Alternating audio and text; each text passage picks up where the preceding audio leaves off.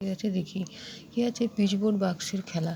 আজ আমরা 5 জন বন্ধু মাঠে গিয়ে বসলাম। একটু পরে মানুষ এলো, তার হাতে বড় একটি পিচবোর্ডের বাক্স। এই বাক্স নিয়ে এক ধরনের খেলা খেলবো। মানুষ লাল রঙের বাক্স খুলে তার ভেতর থেকে একটি বড় সাদা রঙের বাক্স বার করলো। জয়ন্ত বাক্স করে আবার একটি ছোট ছোট সাদা বাক্স বার করলো। এভাবে লাল বাক্স থেকে আমরা 4টি বাক্স বার করলাম। মানে দেখো 4টি আছে। মানে এই যে বাক্সগুলো আছে এগুলো শুধু নাম জানতে বলছে তোমাদেরকে, যে কী নাম। যেমন আয়ত ঘন গোলক, গোলক কোনগুলো, আয়ত ঘন কোনগুলো, তেমনি ঠিক এই বাক্সগুলো যে কী আকারের নাম হয়, কী আকার হয়, সেগুলো তোমাদেরকে জানতে হবে।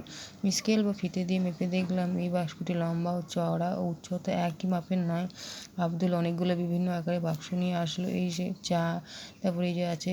এবার দেখবে তোমরা লুডো খেলেছে, লুডোর যেটা আছে, যে লুডো ছক্কাটা যেটা আছে, যে গুটিটা যেটা তোমরা খেলো, সেটা হচ্ছে একটা ঘন ঘন মানে তোমার হচ্ছে ওটা একটা ঘনক।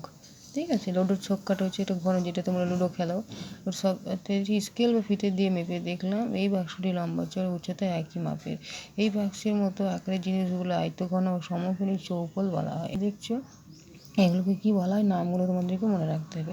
এই যে দেখো, এটা যে লুডো ছক্কার মতো, যে লুডো ওই যে গুটিটা হয়, এই বাক্সের মতো আকারের জিনিসকে ঘনক বলা হয়। ঠিক আছে, আমি ঘনক আকারের জিনিস খুঁজি। যেমন দেখো ইট, বই, এগুলো তো সব ঘনক।